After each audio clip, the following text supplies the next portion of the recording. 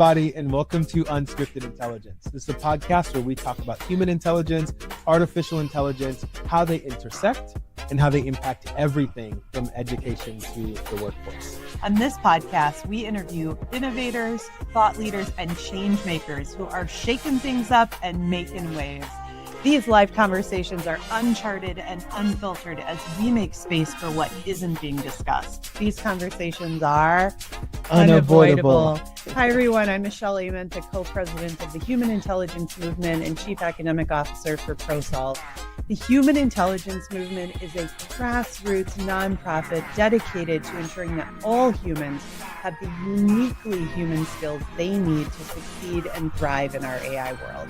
And I'm your co-host, Arvin Ross, the co-founder of ProSolve and chief corporate architect. We're a company that is dedicated to developing the skills that students need to be successful in an AI world.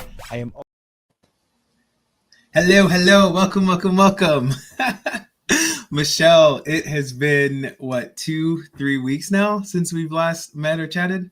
No kidding. I mean, look at that. We were live in person at the Leadership Conference. Lit. Yeah, that was really fun. Like, all jokes aside, I cannot wait for the content to come out to you guys, all of you viewers. It was just insane. I literally, yeah, I don't even know what to say. It was just insane. I'm excited about it.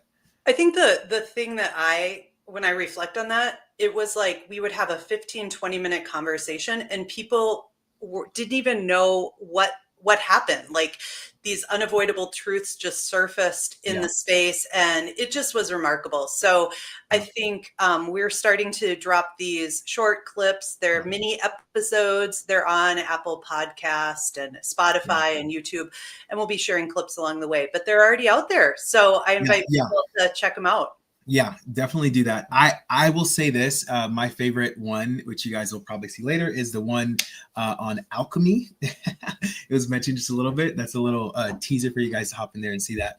The Human Intelligence Movement has been on the move, not only at that conference, but Michelle, you also did a podcast today. Can you tell us a little bit about that?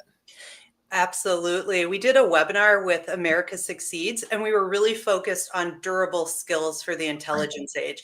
And it was like the synergy of all this work that America Succeeds has done on the durable skills. They surveyed job applicants or job postings to identify what are the skills the workforce needs, and created this robust framework to identify that. And so we talked about how human intelligence shows up in this framework, and you would have loved the two guests that were on with us. Mm-hmm. So Michael Crawford and I interviewed Deshaun Washington, who is this fourth grade teacher.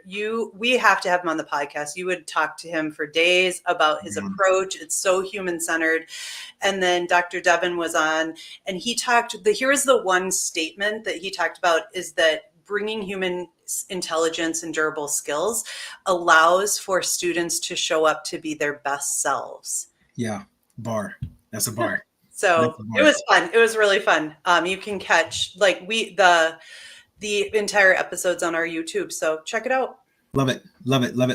Jenna, if we can drop a link to that in the chat, that would be awesome. That kind of segues into what we're talking about today. I'm actually really excited about today. We are asking a couple of big questions, right? We're still in our series for rebuilding and redesigning, discussing things that need to be either redesigned or rebuilt in the world. So we've done education, we've done the classroom, we've done the system. Today, we're going to be focused on the workforce. What needs to be rebuilt? What needs to be redesigned? Why does it matter now? How do we start redesigning things, and what needs to be removed from scratch or rebuilt from scratch, or what are some things that we can kind of hold on to? So this is a community conversation, as we always do, a chance to come together and challenge what are the old rules and imagine some stuff that is new. Imagine what a human-centered workplace could potentially look like, okay? So hop in the chat. If you hear us asking a question to our guest today, feel free to chime in with your response as well. The question is to you. Michelle, can you introduce us to our guest? Yes, and I just want to give a shout out to all the people listening. Go ahead and introduce yourself. Share where where you're tuning in from, just so we can kind of build that sense of community in the conversation. So I'm excited tonight, like you, Arvin, because tonight's conversation is a little bit different. I would say that the conversation that we are about to have has been happening for a long time, a long time for some of you. And this podcast, I would say, was inspired by many of the unavoidable truths that you and I have really sat and debated with Travis Allen. And I would say more times than I can count, we have surfaced unavoidable truths around work, leadership, and education. If you haven't had a chance to meet Travis, who we are going to be talking with tonight, let me just tell you, he is not your average CEO. He's more of a futurist who looks at everything in our world that doesn't make sense anymore and helps you really think about how to reimagine it. And it really changes your entire view of the world, at least for me. I don't know, Arvin, how about you? Would you agree? Facts. I would agree with that. So Travis is my co-president of the Human Intelligence Movement and the CEO of ProSolve, and he is a disruptor at heart.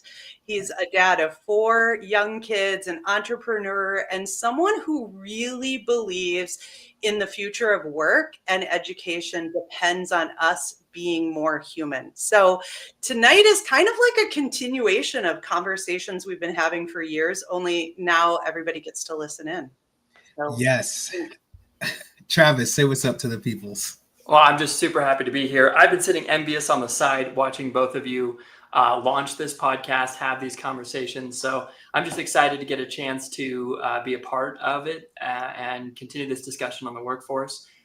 Really, it's been awesome watching both of you kind of walk into this and really flourish.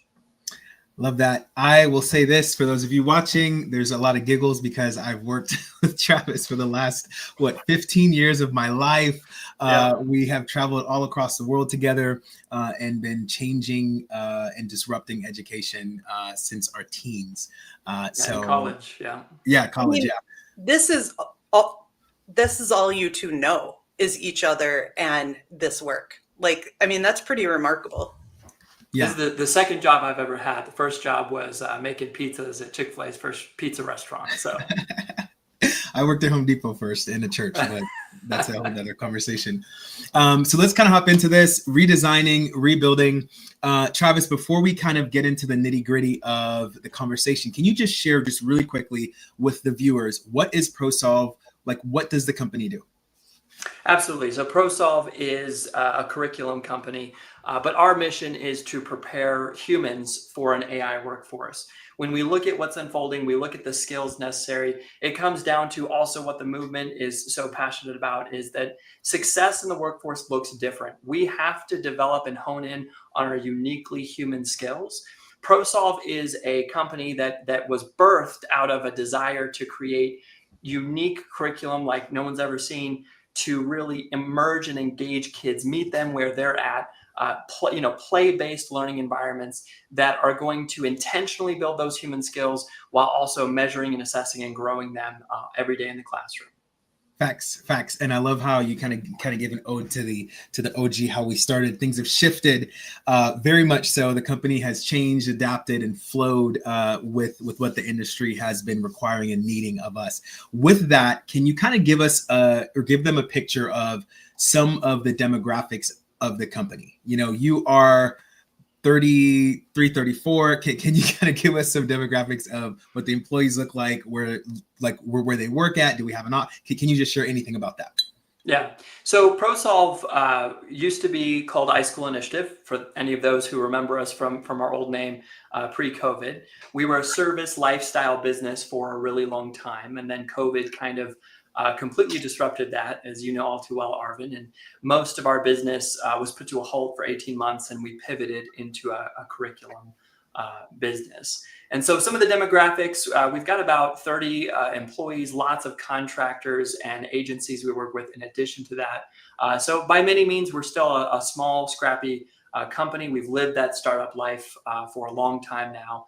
And as far as the demographics go, we are a totally remote company and have been for well over 10 years now. And so we've got employees in over 15, 16 different states spread out. We all work remote. We've created a unique culture and experience to kind of thrive in that remote workforce. We also have a very diverse group of people. We merge people from the gaming world to the education industry to manufacturing expertise, a very wide both age range and diverse mindset of humans that come together to do the impossible every single day they come to work and create impact for the students that we serve in education. So it's a little bit about the demographics and structure of our company.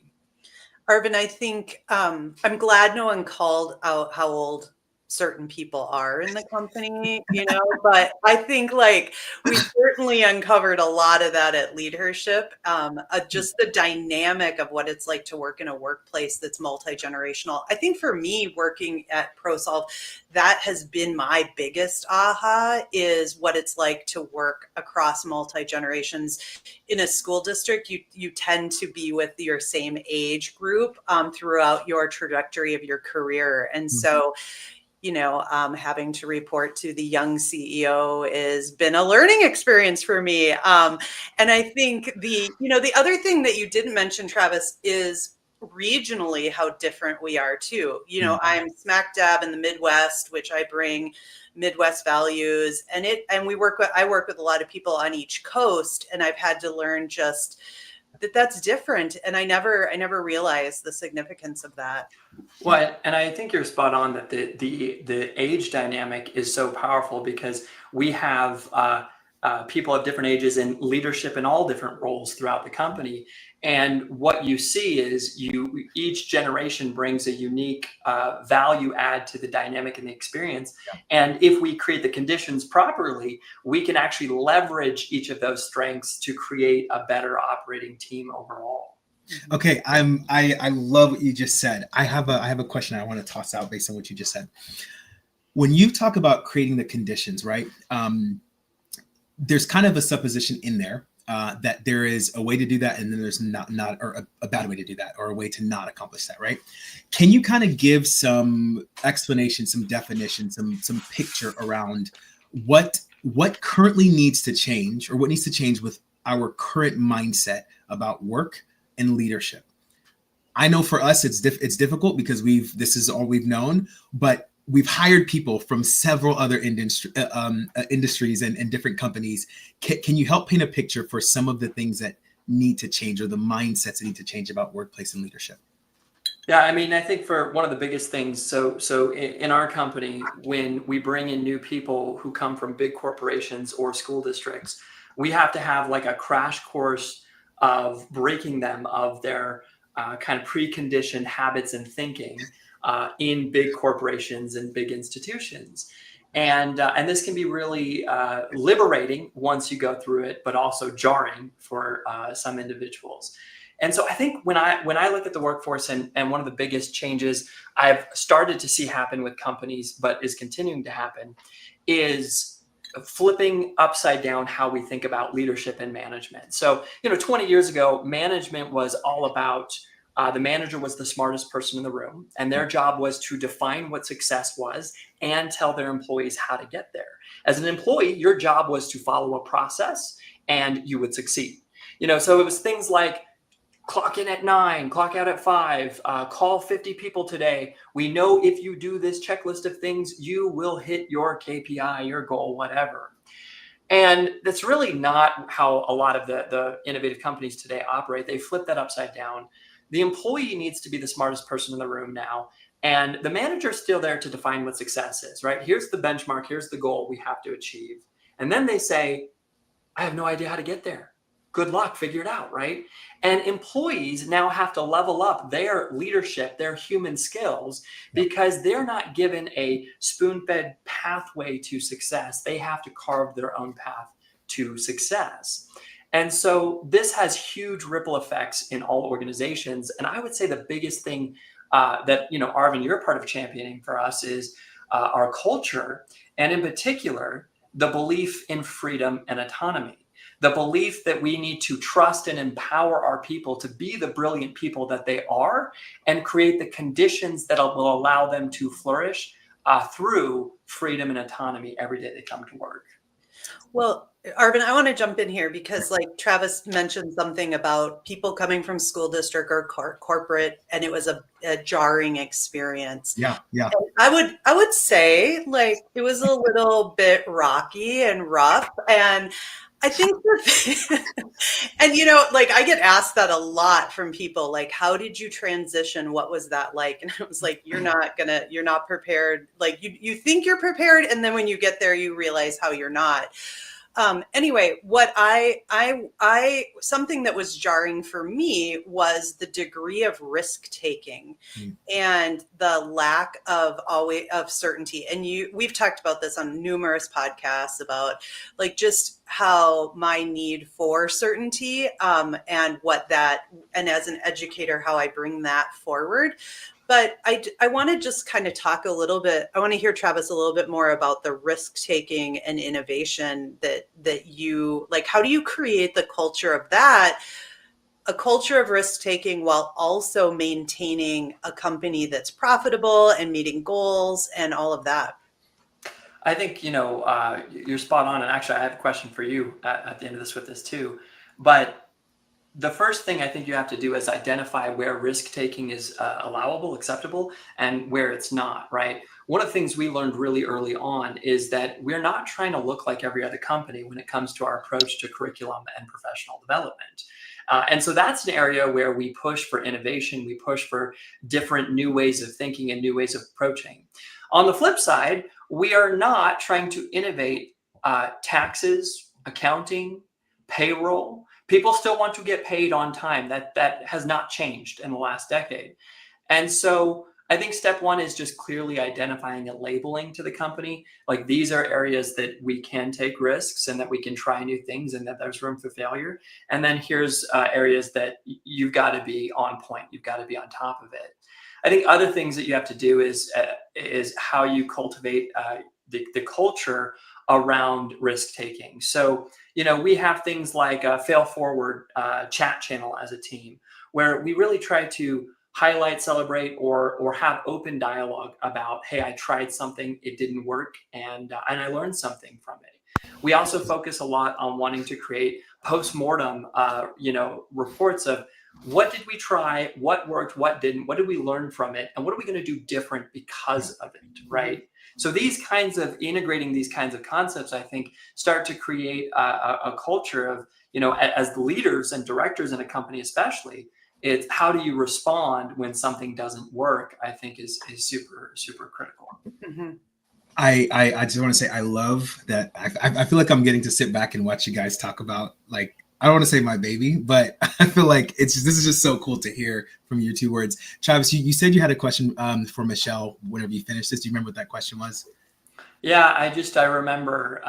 So I think, Michelle, you just reminded me, it's been 3.5 years since you've been with us and left the district world. Mm-hmm. And I remember, especially in those early years working as a team, even the three of us, that need for doing something 100% right, because that's how districts operate, right? If they set something, they're setting it up because they usually give a task that they know can be achievable. Right. And being a startup and being trying to push to take risks, the kind of approach we have is putting the impossible in front of people and seeing how far they can get down that pathway.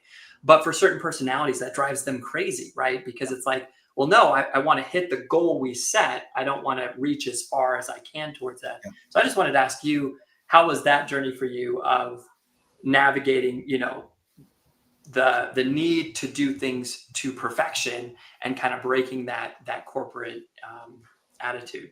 Yeah, I've thought a lot about that. And I was recently talking about risk taking with some other administrators. And one of the things that we were talking about is that why school districts struggle to take risks so easily, or why classroom teachers.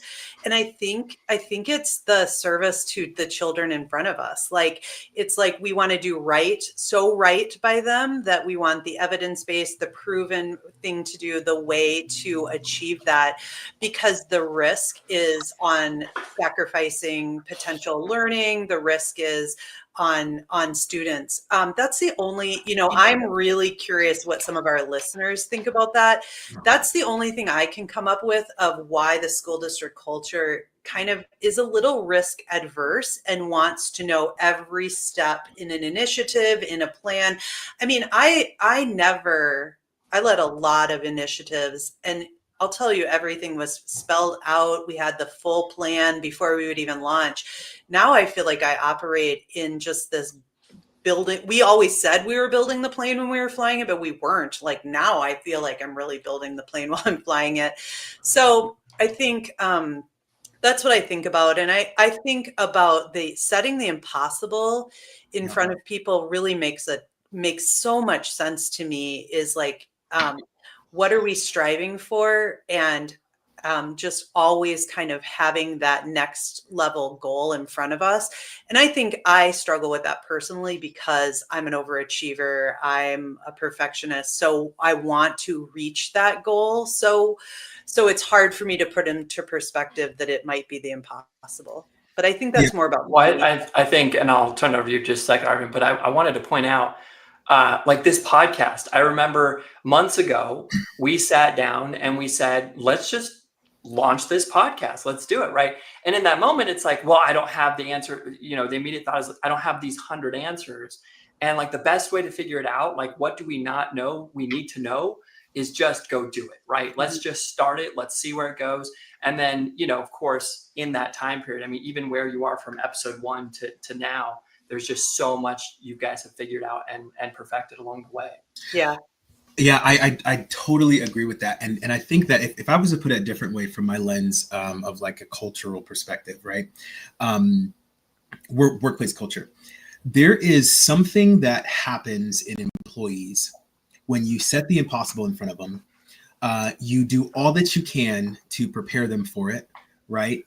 And then you remove the fear. Like there's a healthy fear, and then there's like a crippling stutter stepping fear that is unhealthy for innovation.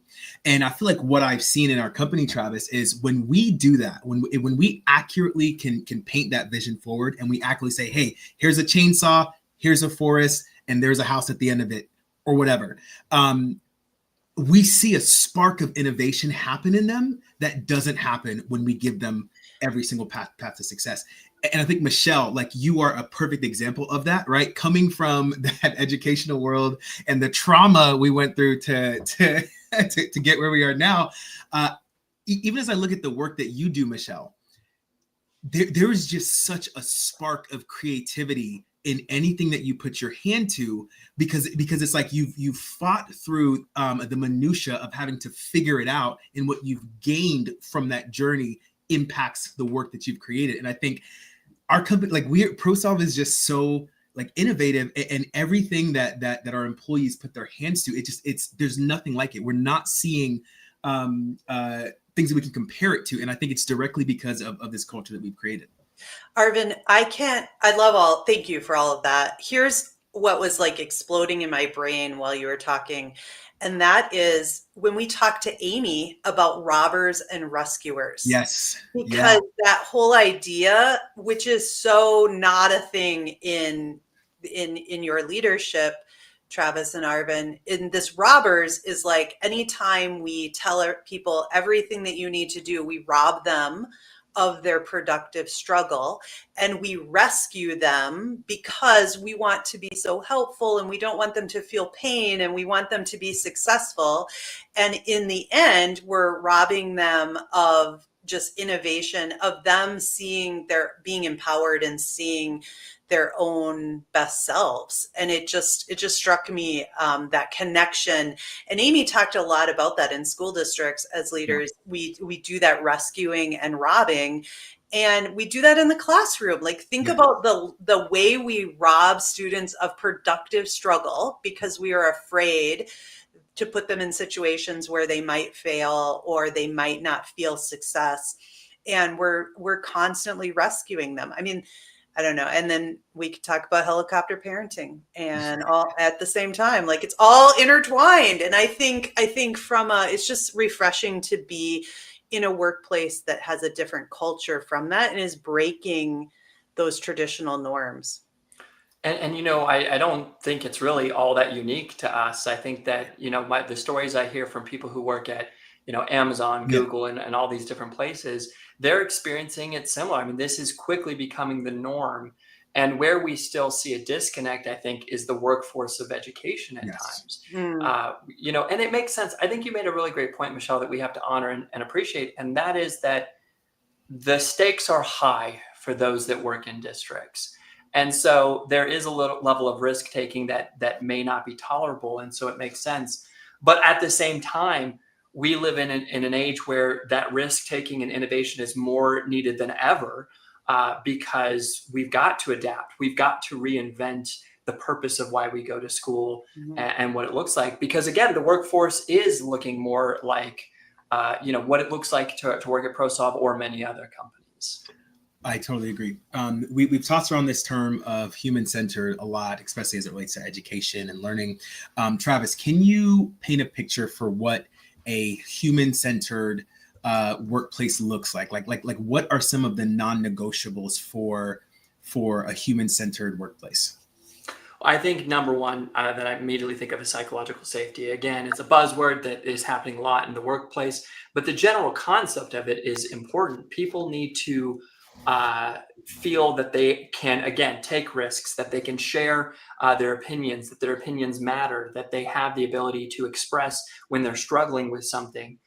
These are super critical for the health of an organization, especially a human-centered one with empathy and what that looks like. And so the more we can create the conditions that allow for creating that trust, I think we're moving in the right direction. I think it also goes to the concept of encouraging freedom and autonomy is how we create a human-centered workplace, right? Honoring people for what they're amazing at, what they're great at, what they can bring to the table, and allowing them to show up their best self. One of the things that we try to drive home in our company, for example, is don't aim to please your boss. We cannot create a culture of yes people where the objective is to just make your boss happy. This is why we create that concept of the manager's not always the smartest person in the room and doesn't have to be. We hire people that we want smarter than us so they can give us the answer.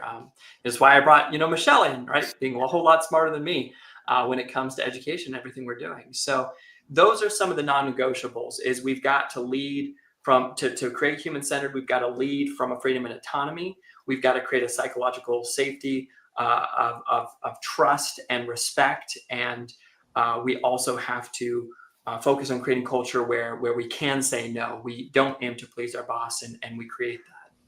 I'll flip this question to you, Michelle. Can you answer that as well? What would you say are some of the non-negotiables? And anyone who's watching and listening, feel free to answer this in the chat as well. What are some non-negotiables for a human-centered workplace? So I agree with everything Travis said. I think the other thing that was coming up for me was around a culture of transparency and a culture of feedback. I struggled in. Are you laughing at me or with me there? Yes. Okay, so I struggled immensely with getting to a culture of feedback. And I thought that I had that coming from a school district. And so again, I don't know if this is school district culture, if it's Michelle culture, but just that I wasn't prepared for someone calling me up after a meeting and basically telling me my idea was trash. You didn't say it like that, Arvin. You said it really nice, but just like being honest, like coming forward and being transparent with strengths and areas of opportunity. And I think about that and how scary that was for me. But now I can't imagine not having it because I know exactly where I stand. I know exactly where I am successful. I know exactly what I need to work on and improve. And I think prior to that, I was kind of always fumbling around trying to figure out. And with that came a lot of back channeling with other people and self-doubt and all of those things. So I think about a human-centered is just being really human with one another and being just genuine, authentic, vulnerable. All of those words come to mind. Yeah, go ahead. I think transparency and candid feedback, those are core pillars of our culture, and they go hand in hand with freedom and autonomy. And the point I wanted to make is that in our company, when you get hired, we have a 4 to 6 week onboarding process. And the reason for this is in order to give people freedom and autonomy, they have to be led with context. They have to be given a whole lot of context up front. So it's a lot of upfront, let's get you up to speed, let's get you dialed in to know everything there is to know so that you can have freedom and autonomy. So a lot of, the sign that someone doesn't have freedom and autonomy is when their onboarding process is 2 hours long. You walk in, they give you your computer, they set it up for you, and they say, go onto this portal and here's your list of tasks you're going to do. That's concerning, right? Because that means you're following a process. And so that transparency, going back to what we were saying, is the more you create just full transparency in a company, you can create freedom and autonomy because people have context. So often people might look at leadership decisions saying, well, that was a stupid decision. Why did they do that? Well, that person doesn't have context because they're not sharing transparently all the details that led to this choice that was made. And that starts to create doubt in leadership. That starts to create animosity, all these problems, back channeling that are not great for your culture. Mm-hmm, mm-hmm. How, Travis, does ProSolve find or create the types of people that are successful in the atmosphere that we're talking about in a human-centered environment? So you've kind of mentioned our 4-week onboarding process. What else does ProSolve do, or any company that focuses on a human-centered workplace? How do they find these people, and how do they train them? How does that work? Yeah, I mean, I think we can learn a lot in the education industry about looking at hiring practices of companies today, because essentially we have to prepare students to enter that hiring process. Yeah. And so traditional interviews, resumes, the whole process does not work in a human skills era. It's a great knowledge skill era where we're measuring knowledge. It works. But the problem is it's not relevant today. And companies have stopped interviewing that way. Although I would say, again, districts still very much so do.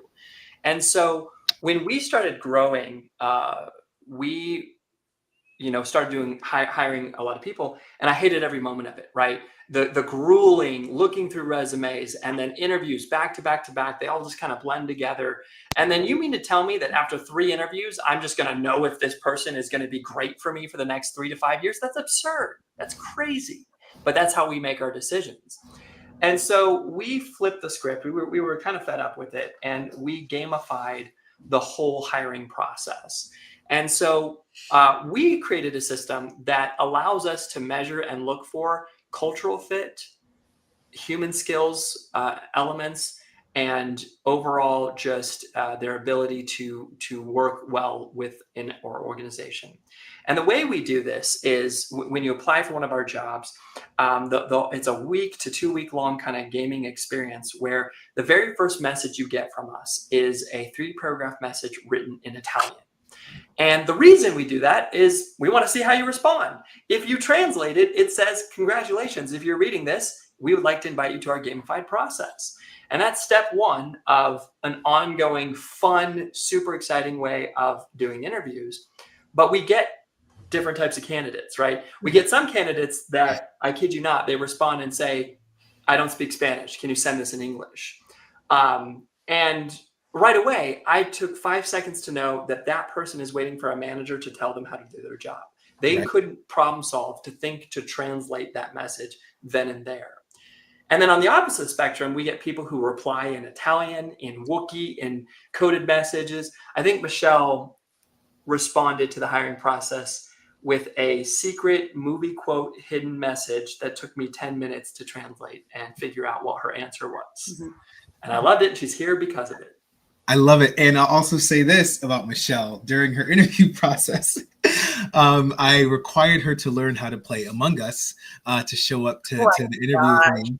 She had no idea what that was. So she went and talked to her kids, learned how to play. And then when we started talking, we didn't even get to Among Us at all. But Michelle, you would have crushed it. It was just how much you knew in the conversation. I still don't even know what Among Us is. But I remember, Arvin, I showed up, like I probably had my suit jacket on. I was like, it was a virtual interview. Like I was ready. And you were like, tell me how to make something. I don't even know. I gave you the whole recipe on how to make egg bake or like egg bites. Yes, It was, but I mean, you were like looking for someone you were looking for creativity, like spontaneity in the moment, and just like testing those human skills through conversation. And I think the other thing that interview process does is it not only allows us to figure out who, but it also, there's my thumbs up. It also allows us as the people interviewing to decide if this company is something that we would fit well with or want to work with, which I think is equally as important as people are interviewing. Like you want people to know they want to be there. Well, people respond to the Italian message and say, hey, I translated it. Y'all are weird. I don't want to be here. Great. You wouldn't fit in our culture, right? Yeah. Like we want people, we build games for kids at the end of the day. Our cultural values, a playful spirit. We want to have fun while we're making impact with students. I'll say this. One of my favorite parts about this conversation is we've kind of hinted towards the company's values and playful spirit being one of those things. And what I love about this conversation is as we're talking about rebuilding and redesigning the workplace, I think something that you've done an amazing job, Travis, at is really making it important to center the values in the work that we do and in how we engage with each other. I'm not happy about what I'm about to say, but last year there was a very big prank played on me by like several individuals in the company. I thought it was a bad idea. It was a bad idea. And I'm still coming for you, Luke. Don't you worry about it. You will see the results of what you did. But I love that our values are so heavily involved in what we do. Travis and Michelle, we've talked a lot about things that are not working or that used to work in the information age. Now that we're in the intelligence age, can you kind of speak to the leader who is listening and is in a situation, a company, an organization where there is still a lot of red tape and a lot of compliance where they have to line up with things that are not working and they're not given the freedom to change and to maneuver. How would you help them navigate being in that kind of an environment? You want my true answer? Isn't that the point here? Go find a new job. Okay, so they like the job. They don't want to quit. And they need a paycheck. They need a paycheck. Right. Okay. What would you say, Travis? Like, where would people start? It's tough when you don't have the buy-in, I think, and the innovative thinking from the top leadership. I think at the end of the day, they set the tone for the level of risk-taking and innovation that is allowable. So I think your first instinct, Michelle, to some degree makes sense in that find an organization that matches your level of innovation and your level and tolerance of risk-taking. So it's going to be hard, I think, to shift. Now, with that said, I think that the thing I always look at is how do I convince people to believe in what I believe? I think that's a skill we all need, and it's essentially what you have to do in managing your boss, right? And Arvin and I talk a lot about this, about like helping people, better managing me, right? Like not having that. God, yes did you hear how long mentality. it took him to get that out? It's taken 15 years to get. No, I'm just kidding. When we bring, I remember this so well. When we bring people in the company from big corporations, it took me a long time to realize that when I said something, when we were small, I would say something, and Arvin would be like, "That's a stupid idea. Why would we do that?" And then as we got bigger, I would say something that was a stupid idea. And 1 month later, I find out we're running with it and we're like going and making it happen. And then I come to Arvin, I'm like, Arvin, where did we go wrong? What are we doing here? I was like, well, they just, took what you said verbatim. Yeah. So I'm getting off task here, but the point is, how do you manage your boss? How do you change leadership? And I think it begins with convincing people to believe in what you believe by finding a common destination. I'll give you an example of if you want artificial intelligence in the classroom, you're, advocate for it. Mm-hmm. There are people who are going to come up with 100 reasons why it should not be used. Good reasons why it should not be used. And you're going to get a lot of people who want it as well. That's going to be a hard thing to rally people behind. So what if you find common ground and you say, okay, can we agree that we want to build human intelligence? Mm-hmm. Absolutely. Can we agree these are the best steps in order to do that? Absolutely. Can we agree that AI could be an asset to some of those steps to get there? Absolutely.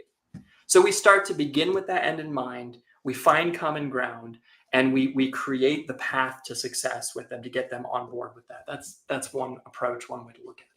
I love that. What about you, Michelle? I don't know. I was thinking a little bit about, so I was taking from, if I was a leader trying, like a middle manager, I think middle managers are probably the hardest role to do, because you're not, I got to turn that. Looks goofy, Jenna. Sorry. Okay, so I get distracted. So middle managers are really one of the hardest leadership roles, because you're not at the top setting the direction and the vision and all of that, but you're having to implement it. And so I guess if you had the person above that was maybe micromanaging, maybe not leading with innovation, I think the way to get past that is to empower the people.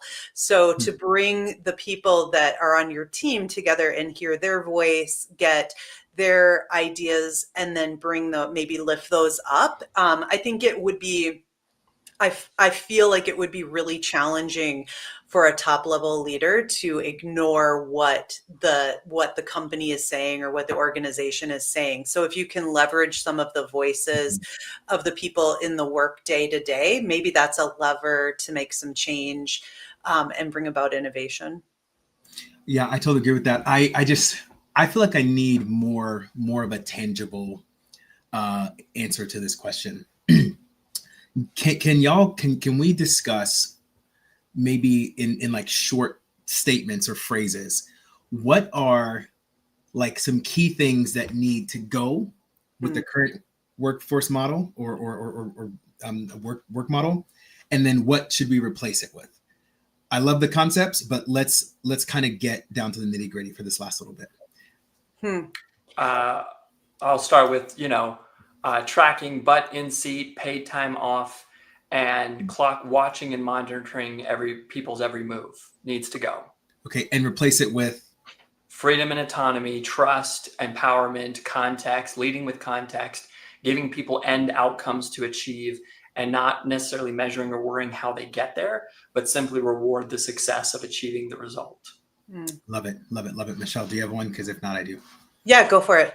I'd say, I don't really know how to describe it, but to me, I see it as politics, like politics, and this idea that because I disagree with somebody, that has some major level of significance about the work that they do. Like I think what needs to go is this idea that you're supposed to agree with everybody on your team about everything. I think what I've seen in ProSolve is I have value people that think differently than I do. And even Michelle, like you and I, so opposites in like so many ways, but we were able to work so well together. And I don't feel like many other, or I don't feel like 20 years ago that could have been said. Yeah. Go ahead, Michelle. No, go for it. I was just gonna say, I agree with that one. I had another quick fun one. Lindsay, This one's for you if you're listening. Emailing internally with employees. Depth to email. We don't need these formal back and forth. To whom it may concern, and the backhanded, comments that create with email. It's like, let's be real. Let's chat. We use instant chat messages, things like that. It's just so much more effective. I don't know how teams operate with email. Yeah. Would you add like lowercase letters in the communication? also? Like what's got to go is capitalization and periods, and what it's replaced with are lowercase letters. Yeah, sure. I mean, I seriously had an issue with that at one point in You did. Yeah. You did. tenure. You did. I was thinking about a lot of things. Like one, I was thinking about not the we talked about this already, but this idea that you don't need to please your boss. And I think that goes with what you were saying, Arvin, around you don't need to please everybody. Like like discourse is good and it's healthy. And when I disagree with my boss, it allows for a new idea, a greater innovation. Like I'm actually know that Travis looks to me to disagree, because if not, that, then we're just perpetuating the status quo or building up his ideas versus, I'm on the team for a real reason. And so I think about that. When you ask that question, Arvin, I put myself in the shoes of my 20-something-year-old, and like they are struggling at times in the workplace. And I think about my oldest really, really struggled with not having context and clarity about what he needed to do. And he, like, if he had just had like the playbook on what to do, the list of tasks that needed to be done, he could go execute. And I think that was, I don't know if that's like what needs to go and what it's replaced by, but just that lack of the need for clarity across organizations, I think needs to be strengthened at times. So I got another one. Go ahead. Yeah. PIPs, performance improvement plans. They need to go. Facts. They need to be gone. What do you replace it with? Yeah, I mean, so they never work. If someone is not performing at a job, a PIPS is not going to get them back on track. It's just going to get them to have quiet quitting and stay on as long as possible while they find another job, working mediocrely to get that next thing. Unfortunately, what you replace it with is you let go of people quickly, and move forward. Especially as a small startup, you cannot afford to have quiet quitting and people who are not pulling their weight. People who are not performing at the level that the job requires is one of the most damaging things to the team culture, because your high performers get burnt out and frustrated at pulling the weight of others. And so the faster you can get everyone to being high performing, you synchronize, you lock in, everyone feels great because we're all pulling our weight through that. Now, that's not to say empathy for situations, things happen, like we cover each other, we got each other's back. We've seen you as a high performer. Something's going on here. Let's help walk through that. But a PIP is not gonna change. Facts. So what do you think about teacher tenure? I don't know if that's a great topic to get into here. So we only have a couple minutes left. We only have a couple minutes. But it's like, it is so true that there are anytime we have like workplaces where there is some degree of tenure, where you have to have a performance plan. It doesn't even allow what you're saying. So, well, and look, when it comes to teacher, like it goes back to innovation and school districts. Does not allowing to let go of a teacher stifle innovation and performance? Yes, it does. I think on the flip side, there are reasons those protections are in place and there's value in it too. That's the thing. Everything has pros and cons. You just have to acknowledge that when you say this thing is better, then you're saying it's worth the cons. It's worth the things you lose out on to maintain and continue that thing. Mm-hmm. I totally agree. And Travis, what I love about what you just said is we're talking about the end in mind. I think one of the things that we've seen through all of the statistics about the Fortune 500 companies, these generations are asking the question why, and that actually matters. And if I don't get the why, it's hard for me to get the buy-in. Now, that might not be a thing 20 years ago, but now we're seeing that, and we're seeing the both the negative side of that approach and that mentality and that need, and we're also seeing the positive side where the work that individuals are doing when they have the why it can be so much more significant.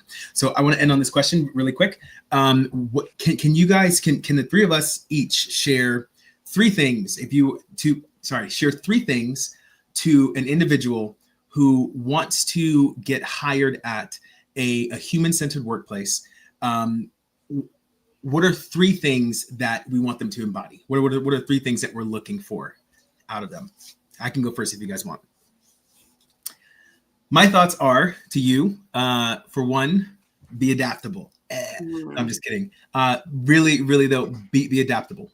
Be able to prove somehow in the interview process that you can be flexible, that you have the ability to maneuver and to be agile quickly. Secondly, I would say be an insane problem solver. Make that your entire goal, to see problems that no one else is seeing, to find and create solutions for those, to bring those up and be able to articulate those. That is super, super essential. And then lastly, for me, be a good hang. Like good people love good people. Nobody wants to be accomplishing the impossible with someone who's annoying to be around. I'm just going to say that. So those are my 3 things. I would maybe I'll say 1 or 2 and then go to Michelle and say one afterwards. But I'm going to steal this one from the Netflix leadership philosophy, which we look at a lot, and that is look for people who act like an owner, people who go pick off trash off the street, people who have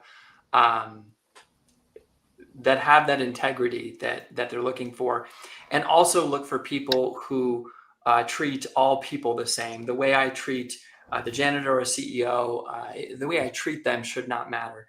Just because I might have the title CEO in this company, it drives me nuts when people treat me differently because I have that position. So I look for people who can treat all people with respect equally. I look for people who can think and act like an owner in the business and really take care and pride for the work that they do. And so I think those are 2. And Michelle, I'll let you go. You both stole all the things I was thinking about. So I think a couple that come to mind is find people that when they show up with other people, show up on a meeting, the first thing they talk about is, how are you? What's going on? Like that human first connection, and then move into the work. But really caring about the people that you work with and the people that you're doing. We spend most of our waking time in work. And so having that human to human connection comes to mind for me. I think about finding people that are willing to take risks and try something and experiment. I think that's where innovation lies. And I've spent an entire career thinking I was innovative and taking risks, and come to find out there's a lot more room for growth there. So those are a couple I think of. I love it. Hey, it is time for Unavoidable Truths. Thank you for the sound bite there. This is time in the podcast, Travis, where we share some unavoidable truths that we have discovered or we've uncovered in this conversation that we need to face, or that society needs to face. Usually, these truths are trying to be avoided and people are attempting to hide them or are uncomfortable by those truths. So we want to take some time to end this podcast by sharing what are some unavoidable truths. I'll start with just one, and it's that one of the unavoidable truths we face today is that we have to tolerate a level of risk taking in education today. The world is changing too fast not to. I know a lot is at stake for our students, and it is because a lot is at stake that we must take risks. We are not preparing these students for an AI workforce that they're walking into. And if we don't take a few risks to try some new things, we won't find a new path forward to reinvent the purpose of why we go to school. I love it. That's a perfect. Michelle, you want to go? You want me to go? No, you go. Oof. I would say unavoidable truth from this conversation for me is that I feel like I've said this a couple times. These conversations about intergenerational workplaces, about like people asking the question why, and these things that are frustrating in workplaces that didn't used to frustrate individuals 20 years ago, or maybe not enough. I think that the unavoidable truth is these conversations are happening.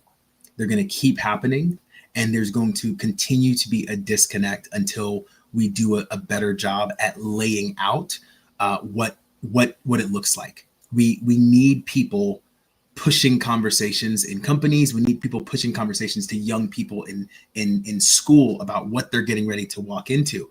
And I think as long as we're not having those conversations, we're going to keep seeing statistics like Fortune 500 companies firing 80% of Gen Zs or millennials or whatever within the first 3 months of them hiring them.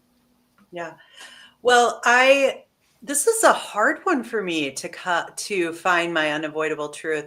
I'm thinking about just the intelligence age and how we haven't talked a lot tonight about artificial intelligence in the workplace, but it is pervasive and prevalent and going to continue to build.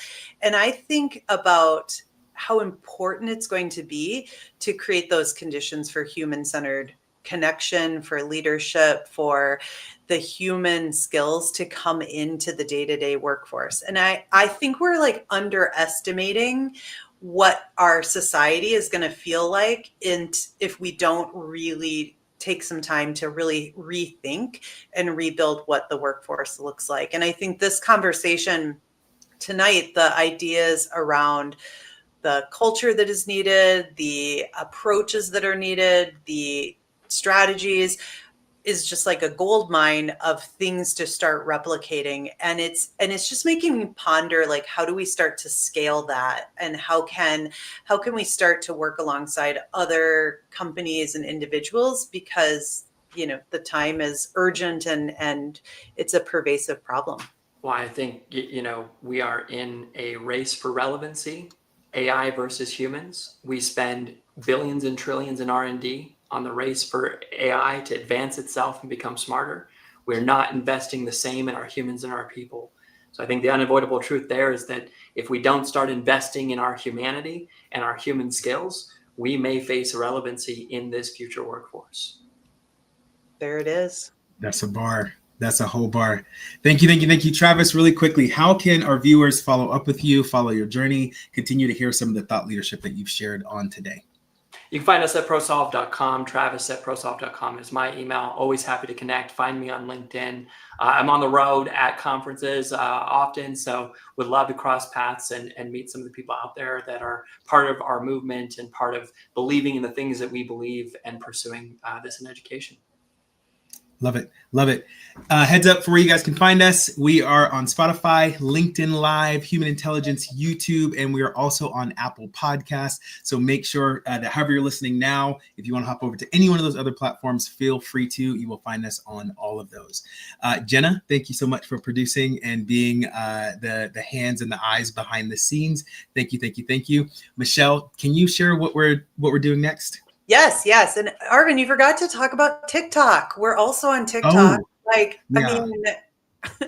Liddy, we're TikTok famous. We have sponsorships. We're about to be, on MTV and but yes, we're on TikTok as well. So okay. So thanks, Julia, for joining us tonight. Shout out for you and contributing along the way. So appreciate all of our community that tuned in. Next week, we are back live Thursday night, same time, same place. And who we have on the podcast, listen to this, Dr. Keisha Ray and Dr. Shannon Terry. So 2 amazing women that are part of the Human Intelligence Board. The 3 women with you, Arvin, we are going to dominate and talk about redesigning and rebuilding ed tech. Both Shannon and Keisha have spent their career in the ed tech field, and it is time to think about how are we redesigning and rebuilding an industry that really needs to adapt and change for the intelligence age. So excited about that conversation. Love it. I am super stoked too. We will see you guys next week. Thank you so much, Travis, for hopping in here. Thank you guys for viewing and commenting and sharing your thoughts and answers to the questions. And we'll catch you guys next week. Bye. Bye.